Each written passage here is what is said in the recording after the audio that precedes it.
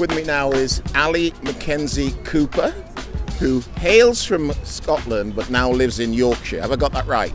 That's correct, yes. And have you come up here for the games specifically? I have, yes. I asked for time off on Monday. And why did you decide to come up? Because we were here on Saturday and really wanted to do more of it. What have you been to see? Anything in particular? Been to see the rugby on Saturday, saw both sessions on Saturday and it was fabulous. Used to play rugby, so that was of interest to me. And what do you make of the games being here in Glasgow? I think it's great because people are getting to see a lot more of what Glasgow's like, the architecture, things like that, but also what the Glasgow people are like. And I know because I'm down in England, I'm hearing what people are saying when they think there's no Scots in earshot. So I heard some comments on the train going to work and things like that this week about it was, they're friendlier than we thought they'd be, and there's no booing of the English, which is a big thing. I've been getting ribbed for that for a while, and I said the Scots won't do that. We're not that kind of people. So it's a really good thing that the games is here in Glasgow? Yeah, because sometimes our accents sound a bit aggressive, but it's not. We're the friendliest people in the world, to be honest with you. You just need to get past the accent. So why did you leave Glasgow and go down to Yorkshire then? Love. Really? Fell in love. What can you do? Yorkshire's lovely too. The Tour de France was great there as well. I notice you've got your cycling helmet on. Are you a fan of cycling? A bit. I'm old and decrepit these days, but I'm trying to get a bit fitter, get my back a bit stronger and things. So yeah, I've cycled in today, brought my bike up, cycled in, going to try and see some of the Clyde Trail, try and follow it around, see if I get a few pictures. Thanks very much for taking time to speak to me. You're welcome. Hi, your name is? Mags Patterson. And Mags, where are you from? I'm from Glasgow. What do you think of the games being here in Glasgow? It's absolutely fabulous, although I'm a commuter and I haven't been commuting on the public transport because it's been very busy. But we've had a great time. We're loving having the games here, and we've been to lots of events and we've still got plenty to go. You say we, that's because you've got your two kids. What's their names? This is Ruth and Sandy. Ruth and Sandy. Who's going to speak to me? Ruth, how about you? What sport have you been to see? Rugby sevens, netball, athletics and swimming. Which was your favourite and why? Probably the athletics, because I really like track and field. And Sandy, come here. What did you go to see? What have you enjoyed? I went to athletics, rugby, netball, but not swimming. Why did you not go to the swimming? Because I went to somewhere else because I went to my cousins with my cousins. And the sports that you've seen, which was your favourite? Rugby. Rugby. Do you know your mum used to play rugby, didn't she? Yes. So, Mum, tell me about you playing rugby. Well, I played rugby when I was at Newcastle University, that's where I started, and then when I came back to Glasgow after university I played at West of Scotland, which is where I met my teammate under the Glasgow sign today. And I played till I was in my mid-20s, which was some time ago.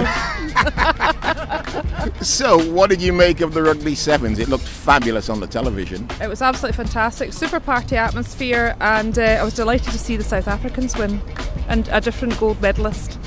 Well, can I say thank you very much indeed for taking the time to speak to me, and your two lovely kids as well. Thank you very much. With me now, I'm delighted to say I've got Darren Curtis, who is a reporter for Channel 9 News in Australia. How are you enjoying it, sir?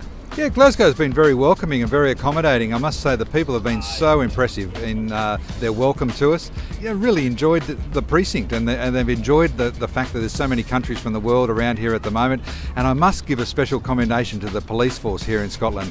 They have been amazing. You can approach any police officer here. They've been so accommodating. We've almost referred to them like they've been armed tourist guides around the place. They've been really nice people. And how about the games themselves? Are you impressed with that? The standard in the venues has been fantastic. The seating has been excellent in every place that we've gone to. Getting in and out of the venues has been good as well. Ticketing sometimes has been a little bit of a worry. It hasn't been smooth in every single case, but the games themselves have flowed beautifully and they've been run very well. And I know our athletes that we've spoken to from Australia have been impressed with the fact that they've got to the venue, everything that they've been promised has been there. They've got to their event on time. There's been no substantial delays whatsoever. So it appears full marks for Glasgow the way they've organised this. Are you a fan of the Commonwealth Games? Have you been to them before? I've been to Commonwealth Games in Australia. Melbourne? Yes. I was there. And in Brisbane, we had them a few years back. They've been very good and very well run, and I think it gives a lot of the countries that probably get dwarfed in some of the Olympic events the opportunity to really grow their athletes, and nothing grows competition, when these young competitors be able to get amongst that sort of level, and that you can see their confidence literally boost. And I think the Commonwealth Games is strategic and very important for that. And a final question, how about legacy? I don't know how well Melbourne did. I know Manchester had a fantastic legacy. How about Glasgow? Glasgow, I've noticed that that's been a key instrument in everything that they've talked about, that there must be a substantial legacy left after these games, that the venues have to be viable, they have to be community related things, they have to be recyclable, and they have to be something that is going to leave something for generations in the future. And I think that from what I've seen, certainly anyway, in particular with the housing and with the venues, it looks like that's going to be the case. And I know that is something significant that they're passing on to the Australians who have the next Commonwealth Games in 2018. That's been the undercurrent of everything that's been in the conversations. They've said, Queensland, you must make sure that you have a legacy that is well worthwhile and is community orientated towards the end. That's the Gold Coast, 4 years' time. That's right, and we're looking forward to it already. And I think we're already got 80% of our venues built. There will be some other venues that are going to be refurbished, similar to what you've done here.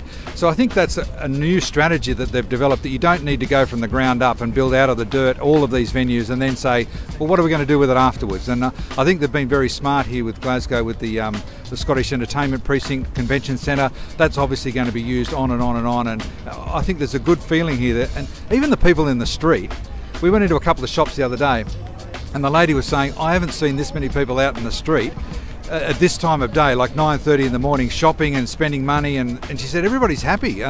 It seems like that's going to be a fantastic legacy alone that's going to be left here for Glasgow. Well, Darren, it's been a real pleasure speaking to you. Thanks for taking the time. Thanks, mate.